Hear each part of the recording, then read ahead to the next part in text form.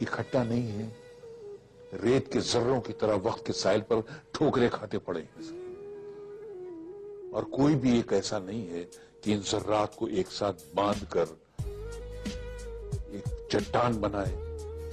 قسم خدا کی اگر یہ سارے مسلمان ایک ساتھ بن جائیں تو ایک ہمالیہ پہاڑ کھڑا ہو سکتا ہے، پر کوئی نہیں ہے، کوئی پرسان حال نہیں ہے۔ اب ایسے میں پریشان مسلمان، اس کی سمجھ بھی نہیں آتا ہے کہ کس کے پاس جا کے فریاد کرے۔ دنیا کا قانون جو چاہتا ہے اس کے ساتھ ویسا سلوک کرتا ہے، دنیا میں جو چاہے اس کے ساتھ برتاؤ کیا جاتا ہے۔ تو اس کا ایک طریقہ ہے کہ مسلمان تنہائی میں اکیلے میں بیٹھ کر اپنے آپ سے سوال کرے کہ میں کون ہوں،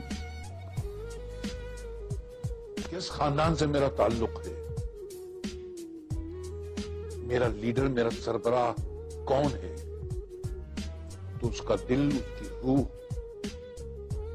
اس کی سول اس کو جواب دے گی کہ تو ایک ایسے خاندان سے تعلق رکھتا ہے جس کا لیڈر، جس کا سربراہ وہ اللہ تعالیٰ ہے، جس نے 1,24,000 پیغمبر انسانوں کو صحیح راستہ دکھانے کے لیے، امن و امان پھیلانے کے لیے، بھٹکے ہوئے لوگوں کو صحیح راستے پہ لانے کے لیے بھیجے۔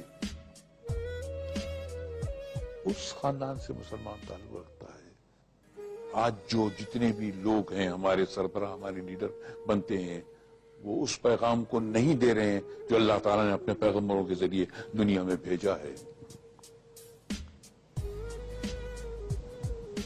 تو جب ہم ایسے خاندان سے تعلق رکھتے ہیں جس کا وہ مالک ہے، جس کا وہ لیڈر ہے، پھر بھی ہمیں ڈر لگتا ہے؟ نہیں۔ اسی ٹاپک میں نے کتاب مرتب کی ہے، اسلامی خاندان۔